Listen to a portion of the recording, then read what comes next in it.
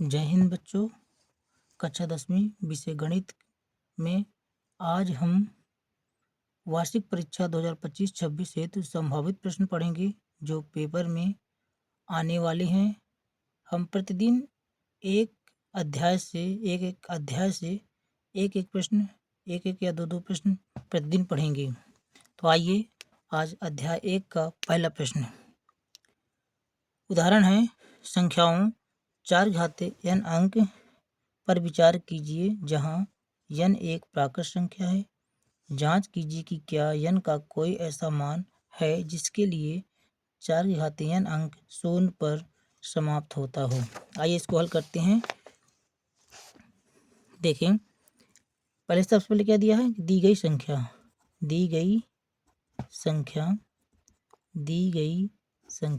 क्या दी है, 4 घाते n। 4 घाते n क्या है, एक प्राकृत संख्या है। तो लिख सकते हैं यहाँ पे जहां n एक प्राकृत संख्या है।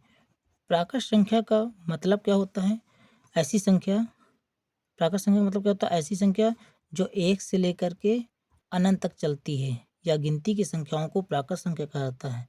तो कह रहा है कि ये प्राकृत संख्या है। यह अंक 4 घाते n अंक 0 पर कब समाप्त होगा, जब उसके इकाई में क्या हो, 0 हो।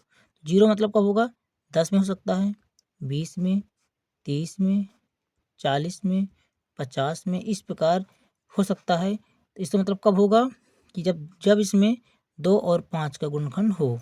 2 पंचे 10, इसमें भी देखा जाए 2 दूनी 4 पंचे 20, मतलब इसमें 2 और 5 का गुणनखंड होना अनिवार्य है, तभी वह अंक 0 पर समाप्त होगा। लेकिन यहाँ देखा जाए क्या लिखा है कि 4 की घाते n, मतलब यहाँ पे यदि 4 का गुणनखंड करें तो 2 गुणे 2 की घाते n। इसका मतलब क्या हुआ, यहाँ 2 का एक गुणनखंड है किंतु 5 का एक गुणनखंड नहीं है। तो आप लिख सकते हैं कि यहाँ 2 का एक गुणनखंड,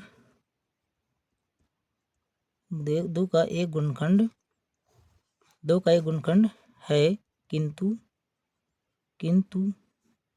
5 का एक गुणनखंड नहीं है। संख्या इकाई अंक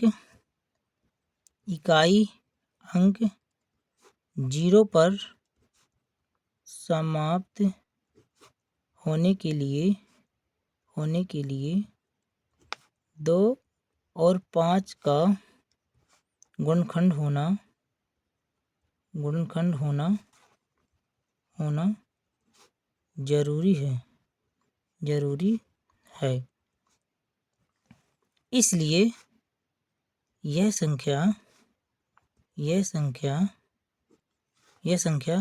4 घाती n अंक 0 पर समाप्त नहीं होगी। और इस प्रकार यह प्रश्न सॉल्व हो जाता है। Thank you.